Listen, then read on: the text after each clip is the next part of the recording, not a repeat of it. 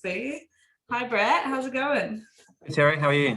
Good. Thank you so much. you for inviting me along. It's been good to get involved. Yeah, 100%. Super welcome. So just a little bit of background as well. So I've mentioned before, but I'm doing a free webinar every single month this year. The purpose is just to give people a bit of value. And I love collaborating with other business owners as well. So being able to get awesome people like Brett on here to share some of their wisdom outside of just website design or branding and those sorts of things, to get a bit more value to people that can help their businesses in small ways. So some of the things that we're going to be talking about today. So SEO is such an expensive topic.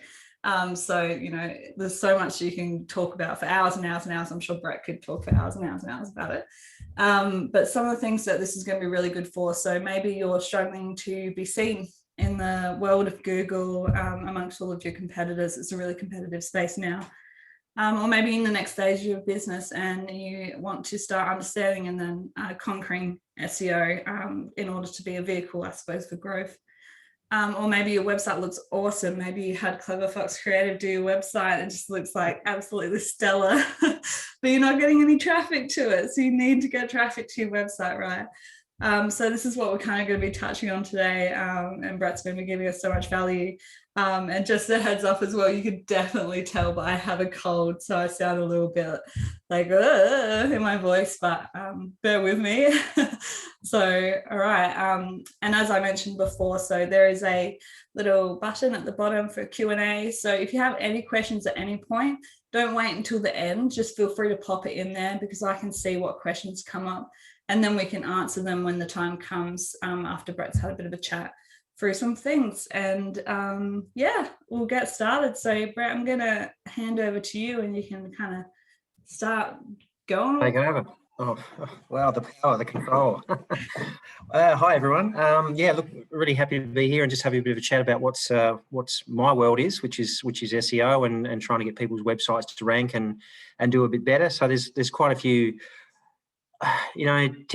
tips and tricks, I guess, is the simple way of putting it. There's a lot of highly technical things that go into it, but where possible, I'm going to try and spend today talking about those simple things that you can do, ideally either yourself or just by talking to your web developer and seeing if they can get some stuff done for you. So anyway, let's sort of kick off, and I think I've got control of the screen.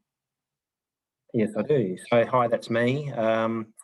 Yeah, look, so search engine optimization, it's about understanding Google's, sorry, I'm moving things on my screen. I think I've just gone one too many.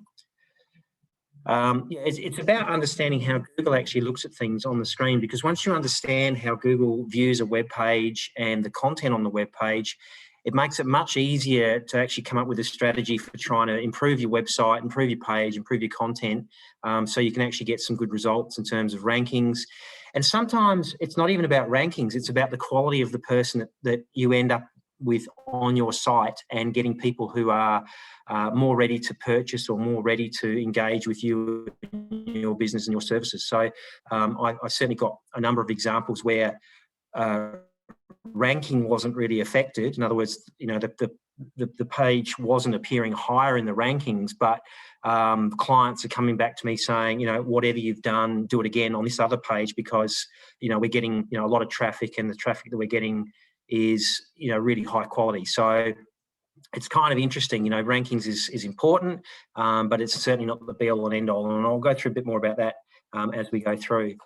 So for me, I think SEO is a bit of a cloudy area, a bit of a cloudy subject, because for some people, I think they're thinking they're getting SEO, but what they're really getting is, paid ads or Google ads or Facebook ads and so on, which it's technically not. I mean, that's a part of your marketing strategy. It's a part of the things that you can do, but it's not SEO specifically.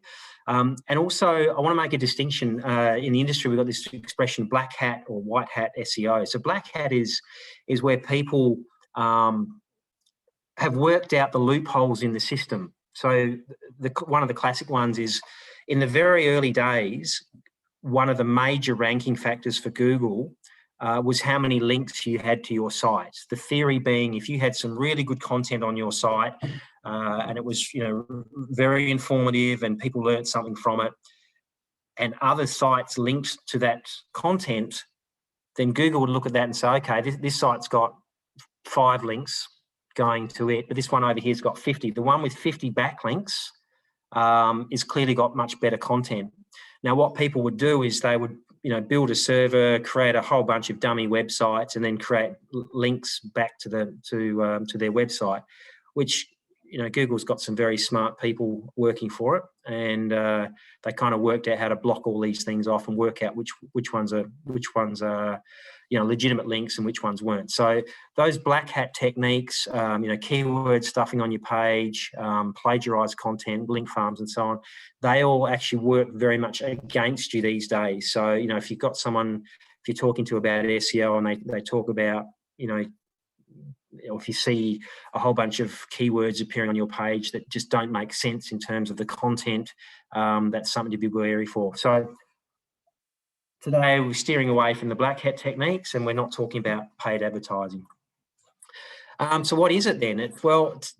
SEO then is about optimizing your page for a search engine such as Google. So making changes on your website, specifically making sure that Google can actually access your site correctly and understand. Oh, that's me doing bad clicks again.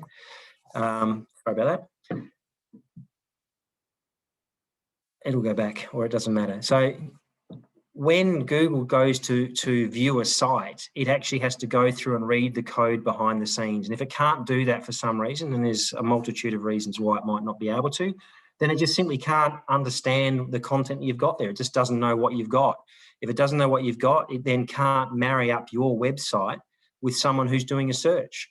So, if we're looking, from Clever Fox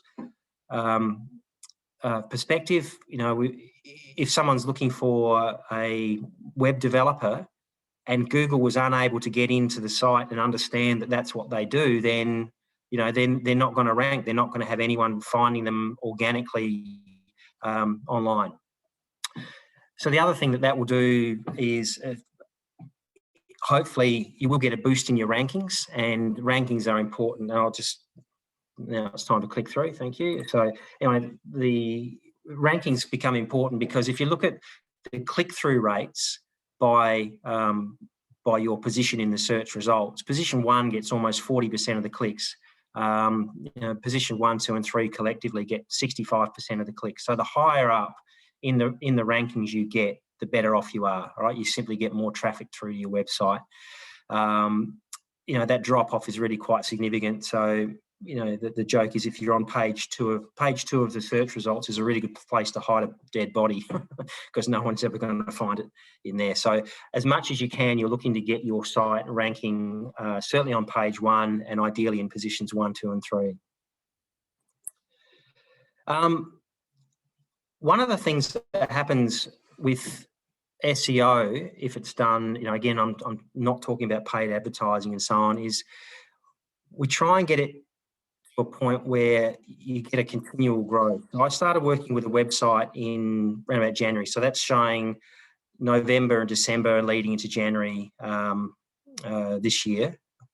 And you can see from the chart here that they're really only getting around about 25, call it on average 25 clicks a day, which is, not a bad number, but it's not where they were hoping to be.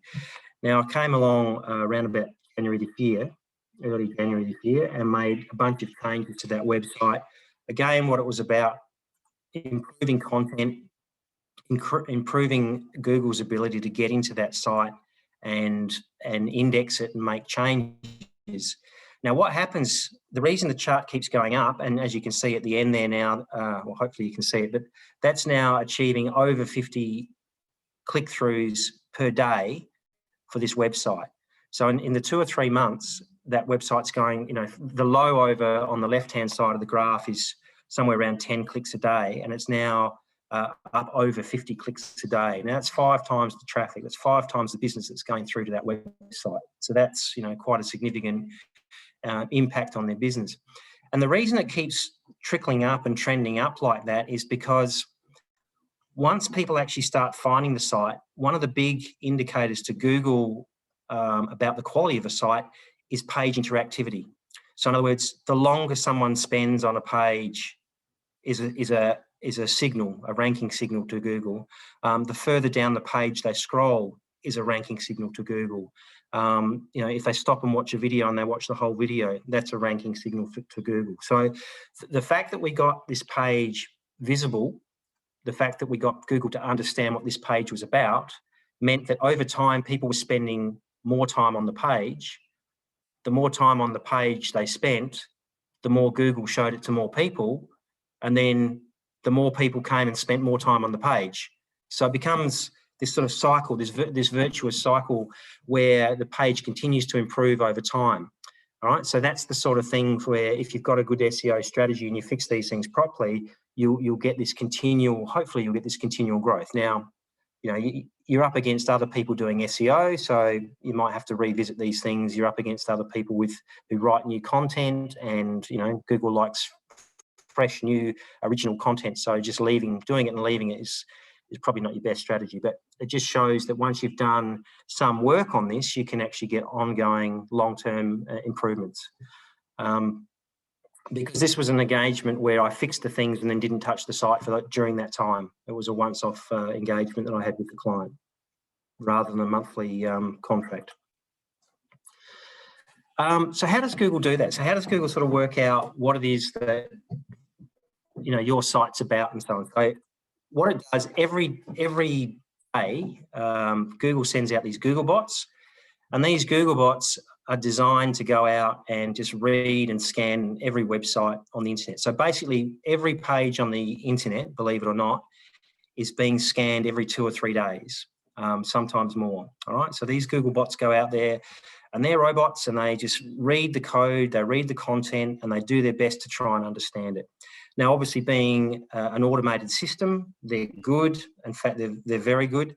But, you know, they're robots. So unless you help it along the way and make things explicitly clear on your website, it's very easy for these robots to sort of, you know, misunderstand or you know, just not be able to access the site correctly. So the more you can help these things, the better off you are. Give you a quick example here. So say you've got a website with these couple of headings here. Sorry, my clicks aren't working to my right timing. So Googlebots come along and they scan these titles and they sit down there and they say, okay, what's this about? So just in the chat box, if you could, type either, if you think Google's going to understand the purple box, type purple. If you think it's going to understand the green message better, just type green and see what you come up with. I think, I can't see the results. Terry's probably going to give me a score, but I think you're guessing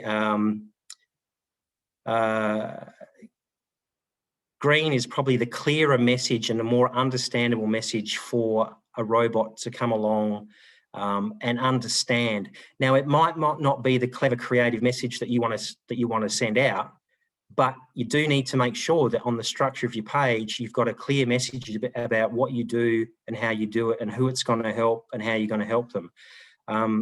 If you do that and Google understands that, it's much more able to marry you up with your ideal clients. All right, so that's a bit of an example there. So I'd encourage you to have a really good look at your own websites and sort of see, are you super markety with what you're saying, or is there you know, some clarity around that for these automated systems to come in and understand? So that would be big point number one. Big point number one. I clicked. What's happening? Right. So Terry was good enough to let me look at the website, and again, the purpose here. So this is where you know, they do Clever Fox Creative do amazing work. You know, I've worked with them on different projects, and the quality of what they do is fantastic. But from an automated robot point of view, trying to understand the content, studio that knows our knitting is going to create confusion in the automated systems for understanding. So we've had a chat about this, and we've just, agreed to leave this slide in here, but, getting clarity around your message for people and for these robots is extremely important. Strategies for ranking. These are kind of in order of what I think is either importance and or ease. So the main thing that I would start with virtually anyone is make sure you've claimed your Google My Business listing. So for anyone who doesn't know how to do that, we can make contact after. But basically, if you search for your own business name, not your website name, but Clever Fox Creative, for example, on the right-hand side of your search results, it'll have a listing, which I'm sure you've all seen. Inside there, it'll say claim this listing. If you haven't done that, do so. Very, very important to do that. Once you've done that, we'll come back to this in a minute, so I'll get back to that in a minute. But after you've done that, claimed your Google My Business, content is very, very important. So we've just been talking a lot about making sure Google can understand what it is you do, and you're giving it enough data and enough content to be able to understand and then rank your site. Within that content, internal linking between your pages is very, very important. Again, it's kind of like having an external link from another site, which is very good for your credibility in Google's eyes. But the internal linking is also very important. Technical SEO. So there's a whole bunch of things you can do to compress your images. You can compress your data before it's sent to browsers so it loads more quickly.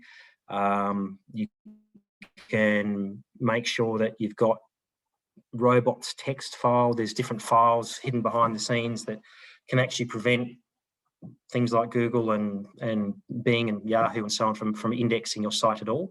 So making sure all those things are correct is critical. You've then got on-page SEO.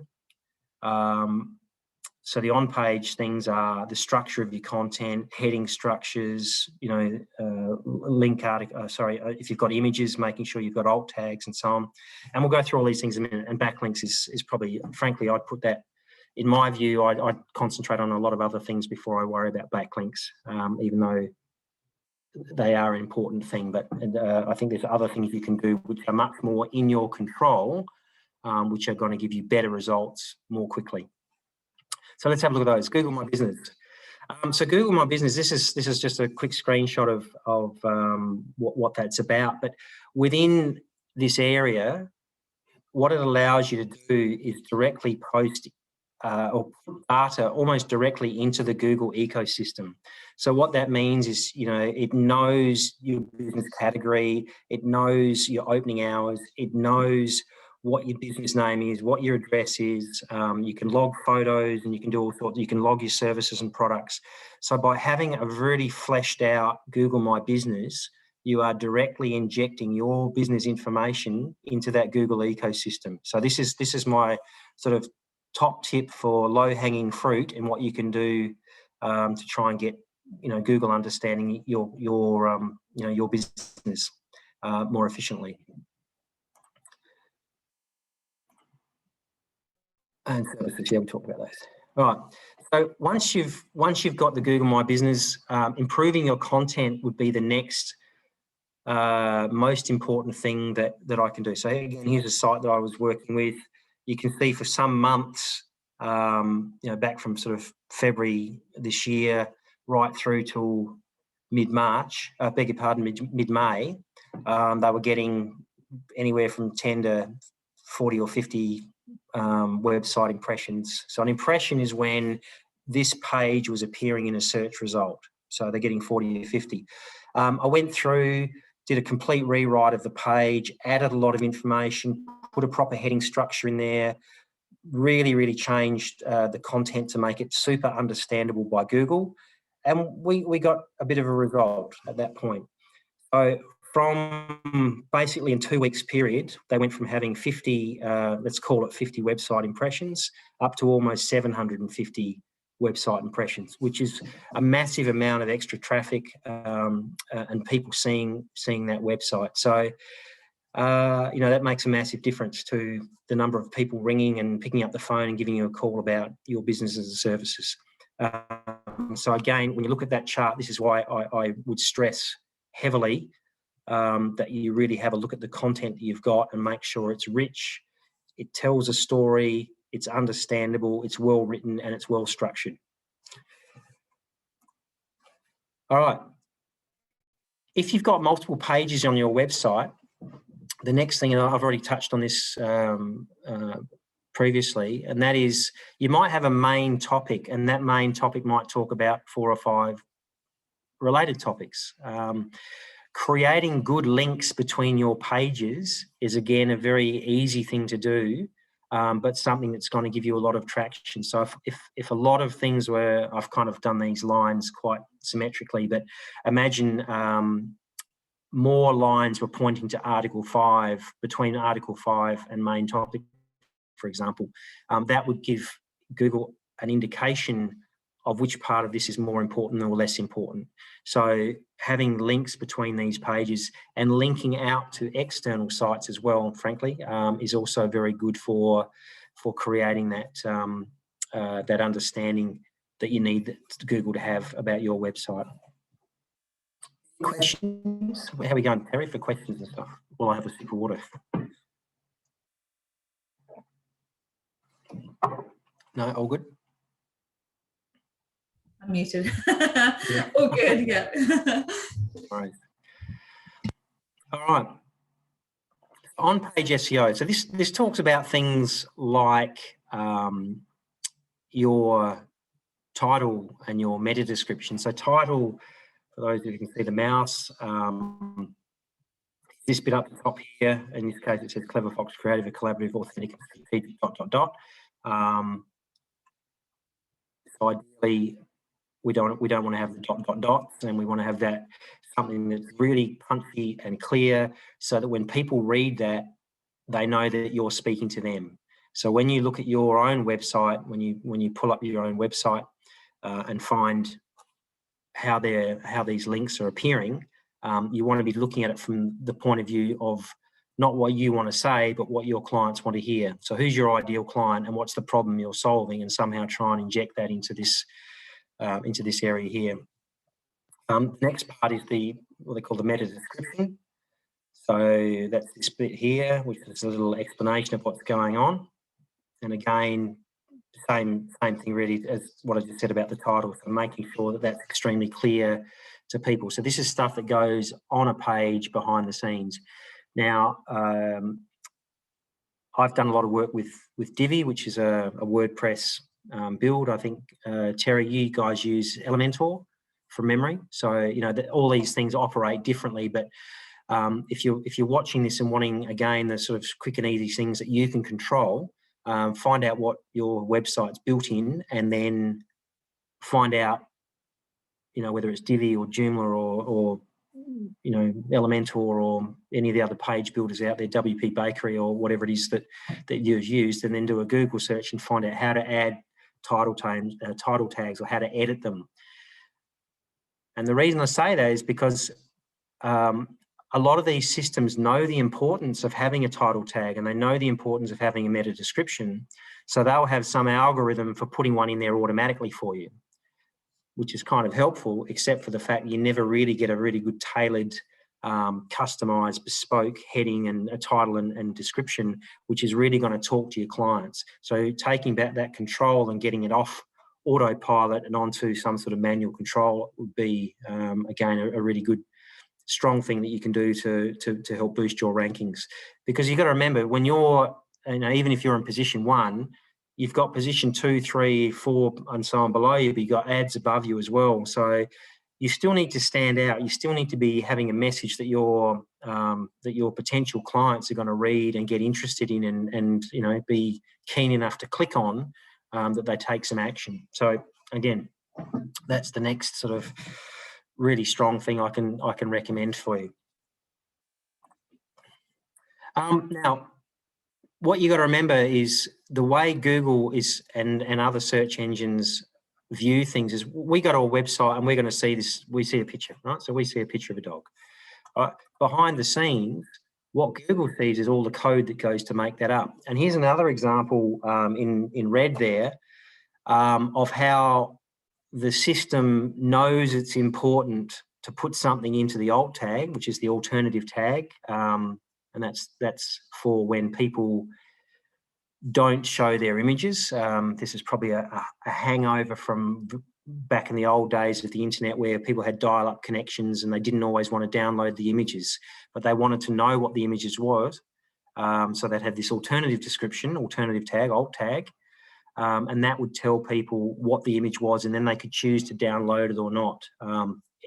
In this day of internet and 5G and broadband and blah, blah, 99% of people or more would just download the images without having this. But Google still uses this information to help it understand what the page is about and what the image is about. So if you've left the automatic image in there, you're going to actually get a tick when you run your website through some testing tool to tell you how you're going for SEO. But I'm sure you'll agree that having something that's more like, picture of a toy poodle and a title, the title appears when you mouse over an image, and that's, sometimes you'll get a little pop-up description of what it's about. So filling in those two things makes a huge difference to how Google understands that. So, it's now not just some random code that it's trying to understand. It's now a clear description. So when people are looking for a picture of a toy poodle, for example, this page is much more likely to come up. So again, this is something that anyone can do on their own website. You dial in, you find your image, and again, you're going to have to look up which particular system is used to build your website. But once you know, then do a search for putting alt tags on all your images, and take the time. It's one of these ones that people get lazy and they don't do, or they don't think about it, or they leave the default in there, and you're really doing yourself no favors at all by not having good control over your alt tags and so on, and titles. I think, this is kind of I was going to talk a bit about my process. I've actually grabbed this from another slide. So this is the way I would work it, and I'd encourage people to do the same. So for audits, Terry's going to send out an email at the end of this. I'm going to include a couple of links to websites that I use quite a lot. They'll give you a very quick snapshot overview of how your site fares on a whole bunch of scores. Some of those things, to be honest, some of those things you'll understand and some you won't. But if there's things like headings that are missing or wrong heading structure, that'll pick those sort of things up. Alt tags, all these things we've talked about today are really the quite important but low-hanging fruit that virtually anyone can do on their own website to get some good results. Once you've done that, just develop a plan for fixing things, particularly around content. So what you want to do is make sure that, anywhere where, let's pluck a number, call it 500 or 600 words, anywhere, any page that you've got less than 600 words on it, you just don't have enough content for Google to understand what it is you're about. So, fleshing out your content, making sure it's well written is really important. Implement the plan and then measure your outcomes. So that's kind of the process that I'd encourage people to have a look at. And don't assume that once you've done and made changes to your website, that's it. All right. See how it goes. Did you get a better result or a worse result? If it's worse, then make another change. If you want to get really sort of clever about the whole thing, I'd do an A/B split test and work out which result works best, and keep improving because you've got to remember, new sites are being developed all the time. Google is constantly re-indexing site and changing its algorithms and changing its mind about how it's going to rank and display your results. So unless you're keeping a track of what's going on, you're going to find you suddenly, go from page one day to page something or other another day, and that's the last thing you want to have happen. If you've worked to get up the rankings, you certainly don't want to lose rankings because you're not keeping your eye on the ball in terms of what your website's doing. So I'm very much, again, encourage people using the free tools from Google Analytics, Google Search Console.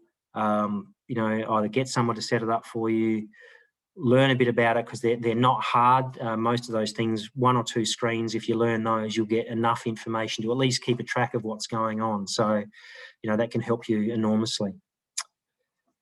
And that's the way I would finish. So yes, if you want your website to grow, you need SEO. I think it's you know, it's a critical part. There's billions of websites out there at the moment.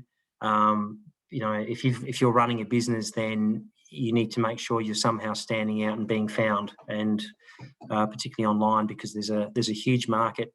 The reach you've got with a website is enormous. So don't waste the opportunity to tap into that market that's out there and try and have, you know, some of that traffic come your way. Awesome. I love the tagline. It's so catchy. So Thank good. you. And yeah, Brett asked me, but he did ask me in advance he was going to put me on the slides, our business on the slides. And it was totally fine, because the thing is, like, even as web designers, we're just constantly learning as well. I think that's a common thing that happens, is people get really overwhelmed with the concept of SEO and what they can even do themselves. And so there's this kind of barrier to entry almost. But even just doing small things and learning one thing at a time, it's really helpful. And then, you know, if you reach a stage where you want to hire a professional, there's obviously people like Brett and open door marketing and things like that as well. So thank you so much, Brett. And I wanted to touch on a couple of things as well. So if I click through here, maybe just touching a little bit on some of the more specific parts that I guess from a user perspective or from a business owner perspective, some of the things that maybe they can keep in mind. You've already talked a lot about alt tags, and I'll say as well, from a different from SEO, but from another perspective, alt tags is really helpful for people who are visually impaired and rely on screen readers, because they obviously cannot see the pictures.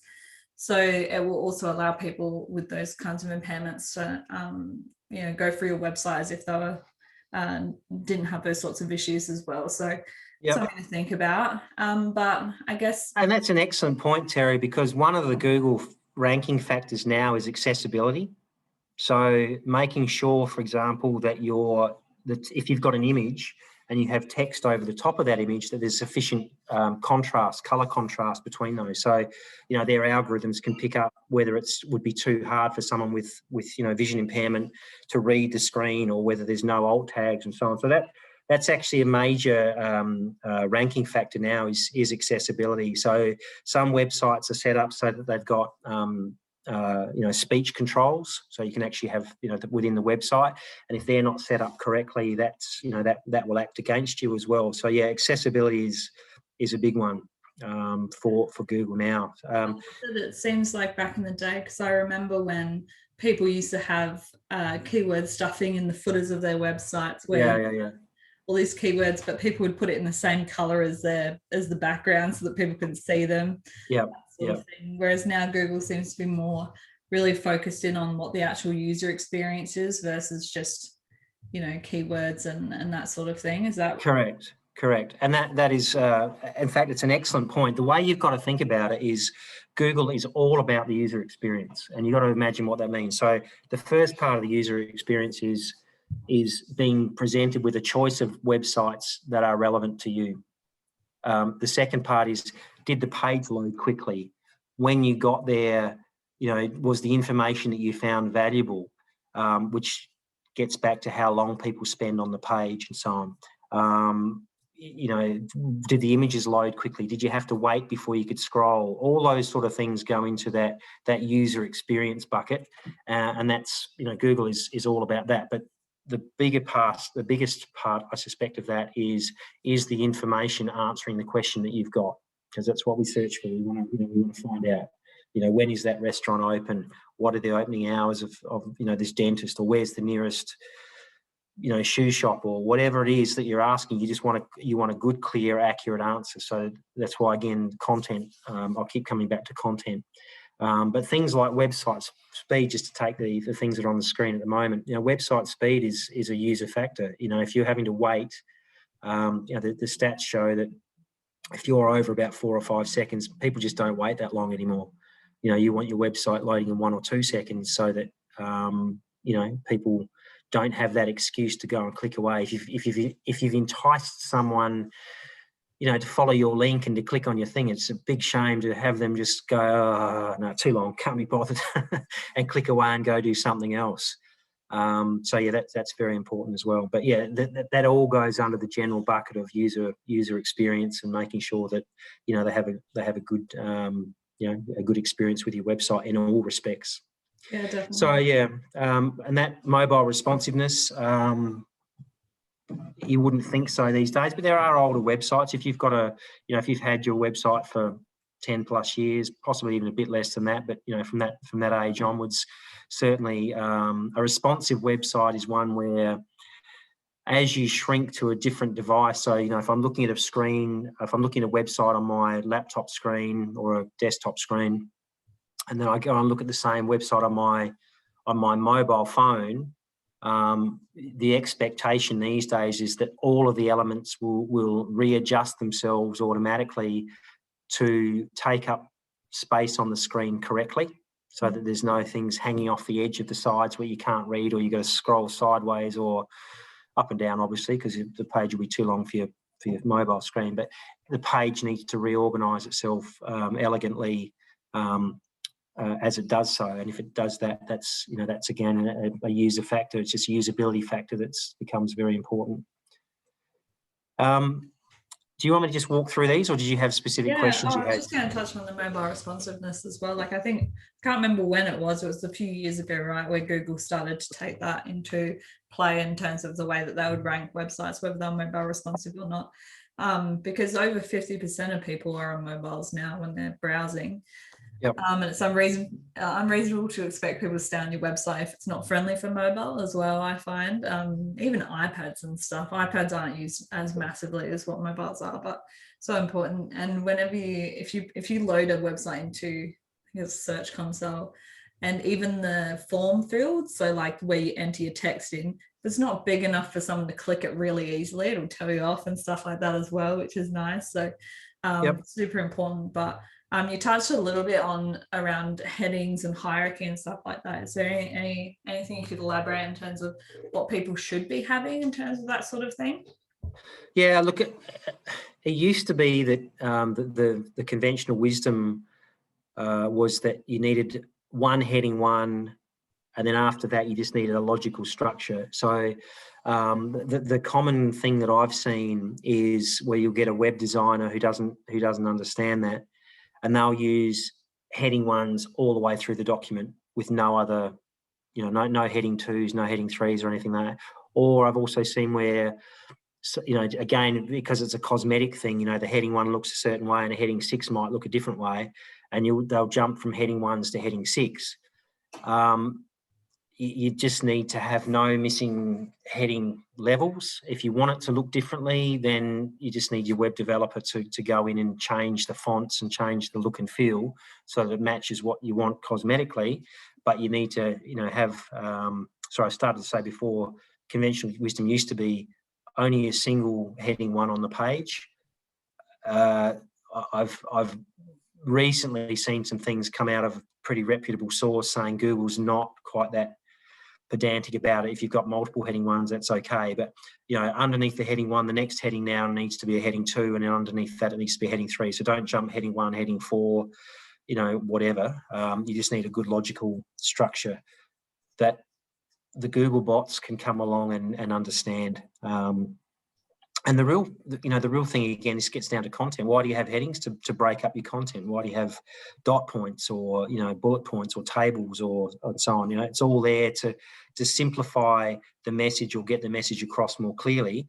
And that's great for your clients. It also happens to be really, really good for Google to understand what it is you're trying to do, and it helps everything marry up. So it's a win-win on both perspectives.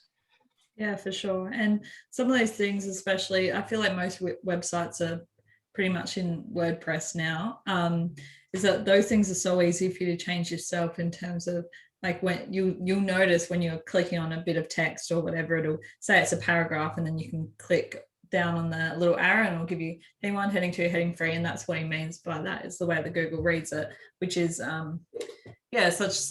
an important thing for people to talk about as well, because it is still equally important that you break up your content, but trying to think about it logically as well as creatively, I think is definitely important.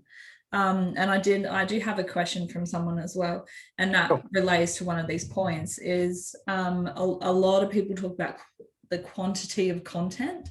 And so someone has asked, in terms of the quantity of content, how many words should people realistically be having in order for Google to be kind of preferring that content over someone else? Yeah, look, it's a good question, and you'll see all sorts of things online. I've seen it worded as everything from just enough to answer the question right through to thousands of words. So I think I would head more towards the middle ground, which is you need to answer the question, you need to answer it clearly.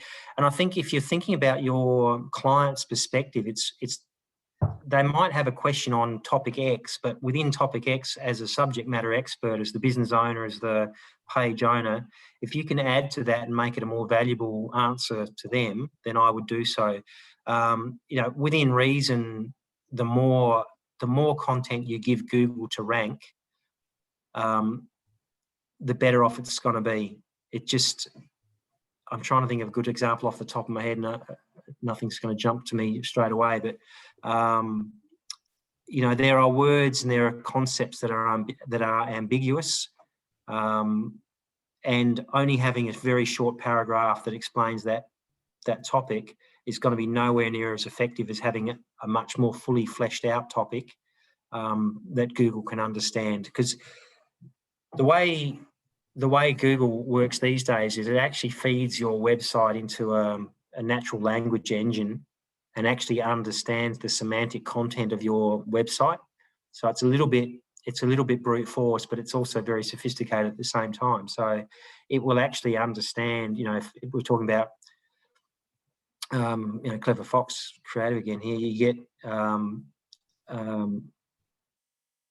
it's website development, but there's more to those guys in terms of who they prefer to work with and what their philosophy is and all that sort of stuff. And the more of that you can get in there and the more Google understands it, the better off they are about matching up your ideal client with your product or service. And that's the way you've got to think about it. So again, there are online tools, which I'll put another link for that in there as well, just so you can run your text through and see what these tools think you're talking about. Because sometimes it's a little bit interesting to, when you think you're talking about or I think I'm talking about SEO and it's Google thinks I'm talking about something completely different, just because I might, in describing myself and my business, I'll mention things like Adelaide, and I'll mention responsive, and I might mention hierarchy, and suddenly these words have got different meaning in different contexts. So unless I put enough detail in there, Google may or may not actually get what you think you're talking about. So that's kind of important, just to make sure. So it's a really long, convoluted way of saying there's no real answer. Just got to, yeah, totally. And I think as well, like from a user experience point of view, I think if you go on some of the older school SEO heavy websites, you'll see like walls of text, like just so much text, and nobody's going to look at that and want to really digest that because it's just a huge block. But there's ways that from a, I guess, design point of view and layout point of view of like still having a lot of text in a website without it looking like a lot of text. So things like, think about what the frequently asked questions of your services are. What are people asking you all the time? And then you can have something like an accordion where it drops down text, like things like that, where it's still providing answers without being like this overload of information that people are going to be like, well, it's not easy for me to know what I'm getting from this, so I'm going to click out of it. Is that absolutely, and that speaks directly to the user experience, which we've we've touched on a lot today. Are they getting their question answered? Are they just having a good experience with the page? Like, do they just look at it and go, oh my God, I can't possibly wade through that? Or do they go, oh yeah, I can quickly see the headings, and they scan to the bit they want to get to, and they get their answer, and while they're there, they might read a bit more or a bit less, or scroll up and scroll down. That's exactly what we're talking about the whole day. So that's good observation. Something else as well that I don't know if you have any insights around this, but and I talk about it from an accessibility standpoint more than anything else, but the reading levels in which you should write at. So I think Google generally prefers like a lower reading level.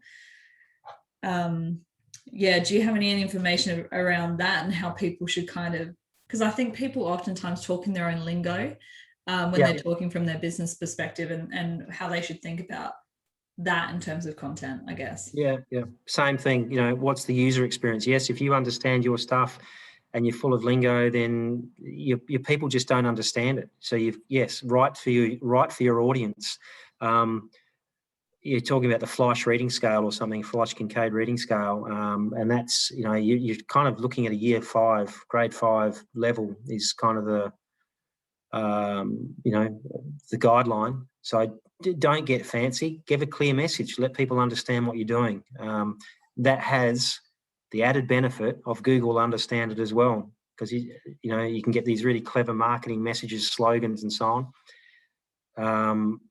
You can still put those in there, but make sure your main heading just says, we are, we build websites for, or we, our massage services is great for stressed executives, or our shoe repairs, are in 15 minutes or your money back, or whatever it is. Have a really clear message that's easily understandable. That's, that would be my recommendation.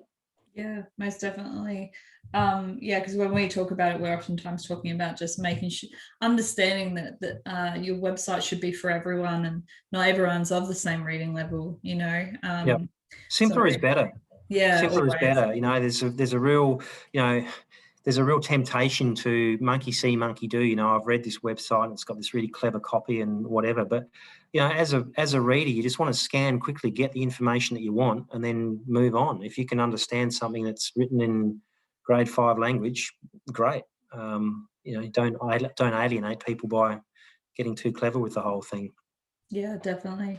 I've got a couple more questions. I will ask about analytics and reporting. So you're talking about Google Analytics and Search Console. Is there any other tools that you would recommend people using to get a bit of a better understanding about what people's user experience is? Look, I tend to stick with those just because they're there. They're universally available on all the websites. There are other things, like if you're doing, if you've got another tool that you're using, for example, if you're doing, using MailChimp or, any of the other mailing tools or anything like that, or, funnel tools that are out there, then you want to really understand what's happening within those particular environments. So use the tools that they provide.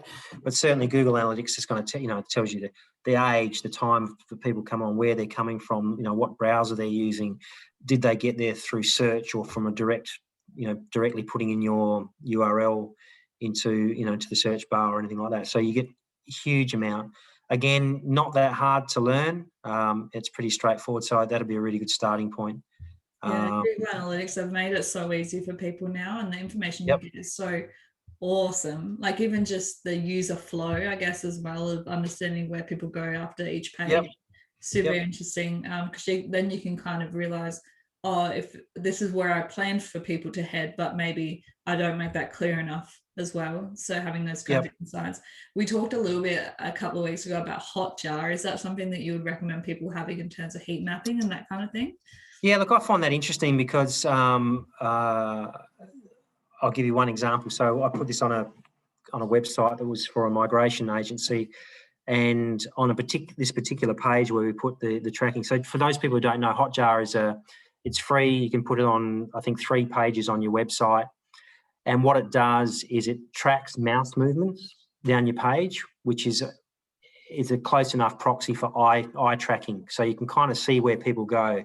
If you don't realise you do it, most people, when they're reading a web page, their mouse follows their eyes. So they're kind of, if they spot something, they're ready to click, is the way it works, or that's the logic anyway. So you can actually tell how far down the page the person scrolled. You can tell where they've moved their mouse. And what it does is it builds up this colour-coded heat map. So anywhere where it goes bright red, that's where the traffic, that's what people are stopping to read. So by using something like Hotjar, it gives you a really clear view of what's going on the page. So I've seen pages where mobile phone company I was working with, no one, I reckon it was only me that scrolled beyond what you saw on the initial opening screen. No one went to the bottom of the page, and there were things there that they wanted them to see. So, we resequenced the page, looked at, what things appeared up the top, what things we could do to entice them to go down. And then we just looked at it and said, well, okay, if all they're interested in is this bright red spot up here, which was the pricing button, then let's make the pricing, more obvious or easy to get to, or, more value, add value, keep adding value. So that's one example. Another one was in terms of content, which was interesting. Again, this migration agency, we set this up on a page, looking at the heat map that was generated, and there was this massive red spot, and it was over. So this is for people looking to migrate to Australia, and there was this massive red spot over waivers and shortcuts, basically. So everyone just wanted to know, could I qualify for some waiver of the waiting period or waiver of the fee or anything like that? So again, you flesh out the content in that area, you answer people's questions, give them more value on the web page, and that helped improve some of the conversion that we had on that page, which was good result. That's what you're after. So yeah, Hotjar's another one. After that, interesting, some of that stuff as well. It takes a little bit of time for it to pick up enough, unless you're driving heaps of traffic to your website. It takes a little bit of time to pick up enough traffic to accurately report on it. But it does like screen recording things as well.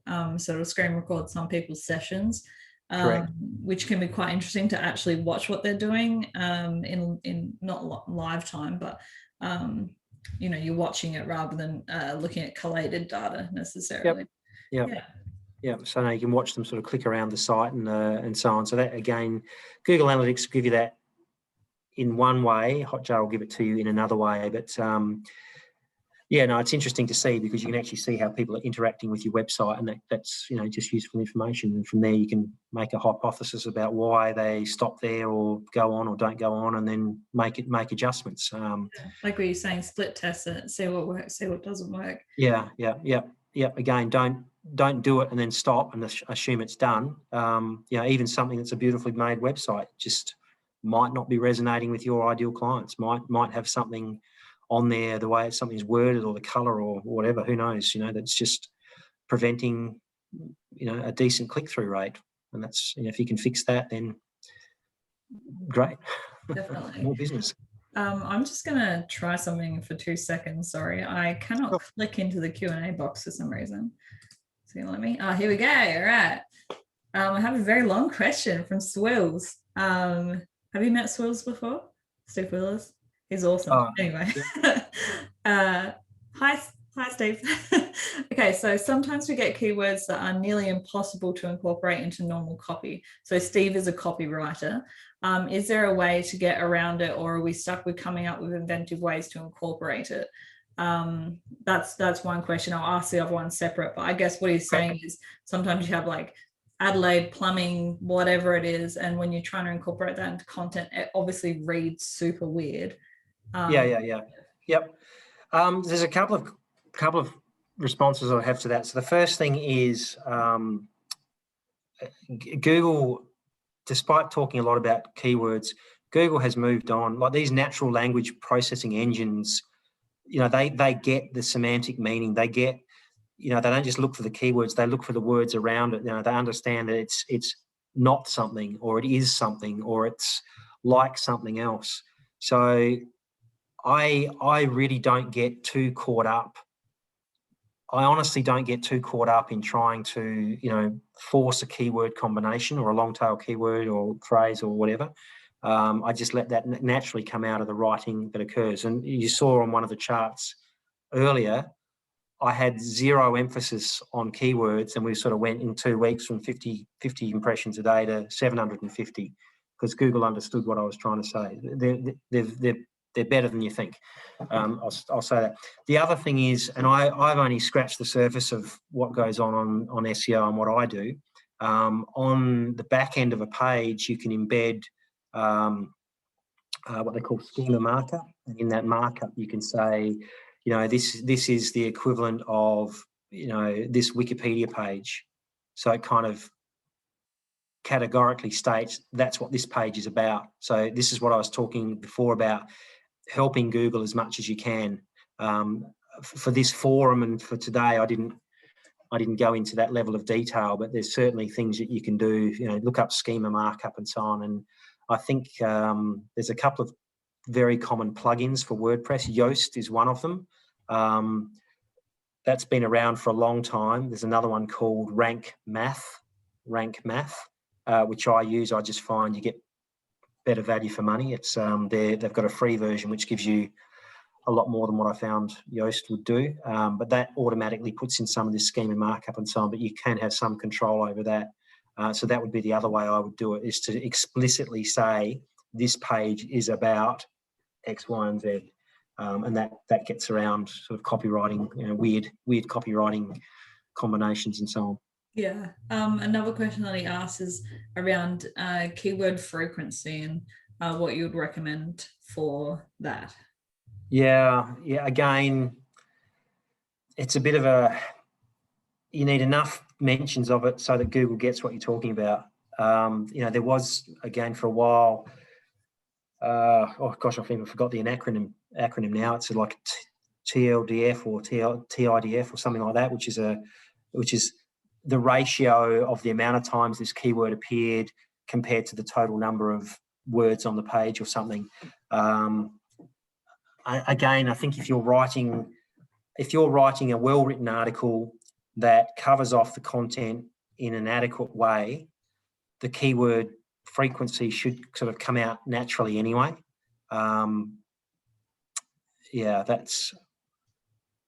That's my attitude anyway. So, yeah, awesome. There's probably other people with different opinions, but I kind of find if you've written a well-written article of a decent length that talks about the content in a rich and meaningful way, then the keyword frequency kind of takes care of itself anyway.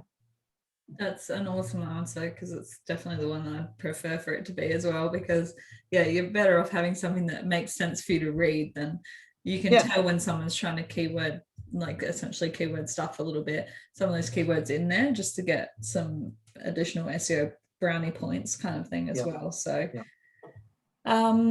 someone did ask, and by the way, it's going to be on the next screen, but if anyone has any other questions, the Q&A thing is open, so you just got to hit that Q&A button and you can drop a question in there and I'll be able to read it off. In the meantime, I'm just going to keep asking.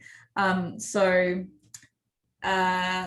did ask about, they've got photos on their website that probably don't have alt tags. What would be the best way for them to add those? Yeah, look, it gets down to which system you're using. So again, in Divi, which is what I've used, you've got to go. Like in some places, you can add it into the media library. In other places, you've got to go in Divi. You've got to actually go onto the page. You click on the image, and then you go through the behind-the-scenes settings to find under advanced, I think it is, options, and you go into settings, and there's a place to add that in there. Elementor, Terry, you can speak to that one. But yeah, look, as I say, because there's so many different things and different systems, just do a quick Google search to say, Elementor alt tags, and you'll come up with a very clear explanation, probably with pictures. This is what I use. How do I do this thing? Most of the time you can do it while you're uploading images as well, which makes it really easy, because you just do it on the fly as you're doing the website. So that's fair enough. And then also, and this probably relates heaps to us because of the way that we've written our website. But if you're using emotional language, so emotive language better connects you with your customers because of who your customer is. What's a way that you can make that still work on Google without being like super technical, if possible? Can you? I'm not quite sure I get the meaning of the question, to be honest. So you've got, if you've got emotive writing, I've got no issue with emotive writing. Yeah. Are you sort of implying that it's... Yeah, so does Google penalize you for not being more technical about your services if you write in a more floral, I guess, way? No. Again, this gets back to reading levels and answering the person's question, and, actually, you know, answering the need that they have about your, you know, your product and your service. So good, clear writing. If it's emotive, I would encourage. I'm all for it. In fact, you know, write something that people want to read. So when they get to your site, they read it, and that's a great user signal for Google. Yeah, and understanding your audience as well. So not all of your audience members are going to love emotional language. I guess depends who it is, of course. Yep. You know, if it's a mechanic, you're probably not going to write the most emotive. But even with a mechanic, I mean, you know, this could get down to interpretation. But you know, if I was helping a mechanic build a website and just looking at their content, I'd be saying, what problems do people have? You know, like, I mean, just 2-second brainstorm. It's like, do I get a loan car? You know, how quickly can you fit me in? You know, just what are the issues that people have, and then answer that. You know, like, and then write it in a way that talks to that question. You know, like, again, this is like in 1 second with no prep, but you know, I'd be writing something like, you know, if your cars let you know, whatever, if your cars let you down, you know, and you need a good, fast, reliable service. This is a terrible example, I know, but I wouldn't be writing, we fix cars, you know, we're really good, we you know, we've got a loan car. I'd say, like, what's the problem that they've got? If you're worried about getting your car serviced, but you really need to be somewhere, we can help you out by providing a loan car. You know, we can talk in their language, talk about what their issues are, talk about how you can help them, not about what you do. That would be my big tip for the content. And I think that, and make it emotive, make it more emotive. You know, like if you've been caught out, I don't know. Content writing is probably the hardest one. It's the one where you really got to sit down and think about a lot. I mean, obviously you choose a design, you choose your images, but after that, the content is, can't stress it enough, that is the real key to you know, getting your conversions and getting people on your site and having Google understand everything. Yeah, making people understand that you understand them and their correct and things as correct. well. So in that same vein, would you then say, sometimes I think, and what we try and not recommend heaps for people is, you often see a lot of websites that are, we are award-winning this, that, rather than talking about the user themselves. It's more internally focused. Yeah. Would you say the same? Absolutely. Absolutely. I think I just used the phrase before. It's like, it's the difference between me language and you language. You know, I do this, I do that, we do this, we're good at that, versus, you know, are you feeling, you know, is this problem, are you facing this problem? You know, how can we help you overcome this problem? You know, and then provide a solution as part of that explanation. You know, there's, you know, I think this, in copywriting, there's a whole bunch of acronyms, like AIDA, you know, agitate, and then interest, and, you know, define the problems and whatever, and then the solutions and so on that come out of the end of that. But yeah, it just changes it from we this, we that, to, you know, you, your problem, your issue. You can say the same things, you just put it from their perspective, and it, you know, people love reading about, you know, themselves. It sounds much less, it's much more engaging for them. So yeah, definitely. And especially if you're being found on Google, people are coming for a specific reason as well. It's not like they're just mindlessly browsing through social media. Not that everyone's just mindlessly browsing, but they're coming with intent, I suppose, as well, once they're Googling. So absolutely. So go back to the mechanic. You know, what's someone going to search for? Mechanic for European car, mechanic local, mechanic, you know, car mechanic, you know, near me, car mechanic, gearbox, car mechanic, transmission. You know, so that's already given, you know, a lot of intent, and then you've got to answer that question for people. You know, and add in your values, add in your value proposition, add in why you're the people to deal with, but, you know, pose it as a question rather than making it as a statement. You know, do you want someone who's going to look after you properly, or, you know, do you want someone who will, you know, clean your air filter as they clean your car or something, or, you know, leave your car better than, if that's what your value proposition is. If it's not, then don't say it. But, you know, if it is your value proposition, then make sure, you know, that's perfectly fine to have that come across. In fact, it'd be highly encouraged. so that, you get the people that you want to deal with. Yeah, 1000%. Like, something that we try and do is not talk internally until about 3/4 of the way down the page, because you want to be connecting first and then talking about yourself later. So I think that's really important. Before I carry on, is there any other insights, anything else you want to leave the audience today? Look, I think for me, think about the end user. We've sort of covered this off a lot, but cannot stress enough. And a lot of that's going to come down to your content. So get those basic things correct on your website, your alt tags, your images and so on, heading structures, write some good content. But the content is what Google reads. The content is what Google is going to try and understand and marry up with, your ideal client. So make sure you put some effort into that area. As I say, I only scratched the surface of what the sort of things I do. We could go into server settings and page compression and page caching and blah blah blah, but that's beyond the scope I felt of today. But yeah, just stick to those basics and get those. But Google My Business, content, basic server, basic site settings are the things that I'd leave people to go away and have a bit of a think about. If anyone has questions or would like to talk in more detail, then I'm available. Awesome. Thank you so much. And yeah, I feel like today's been such a good, fundamental understanding of SEO, so that people can get their head around it a lot more and then decide where to go next. And of course, people like Brett, Brett's amazing at what he does. So if anyone has any additional questions, I'm going to have his details on screen in a second, and I'll also be setting up a follow-up email, as we mentioned, where we'll be adding some additional resources, some of those links that you can go to get a bit better of an understanding about your traffic and all of those things as well. So thank you so much for coming on. I really appreciate it, and I've loved the conversation that we've been having on here. So thanks, Brett.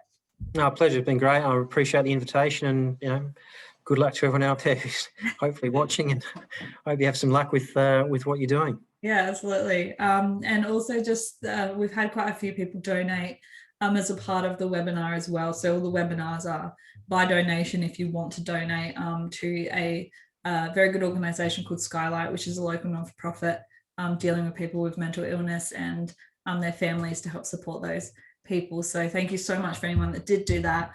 And yeah, again, if you want to chat more about anything we've talked about, please feel free to get in touch. We're both pretty cool cats, I feel like, so we're down for a chat. So if anyone has any questions, please reach out. I'd be more than happy to help. And yeah, I hope everyone's gotten something out of today. I'm sure they have. I got a lot out of today. So thank you so much for coming on again, Brett. And pleasure. Hopefully people can take some of those things that you've talked about and action them themselves, and start taking a bit more control back of their own SEO and their own Google ranking. So great. Thank you so much. Thanks for everyone for coming. And I never know how to end these things because just say goodbye. It just Thanks, feels too awkward. Okay, I'm a hugger, so I'm not going to hug people goodbye, but that's fine. Virtual thanks hug. again. We'll see you all later. Bye. Thanks, Derek.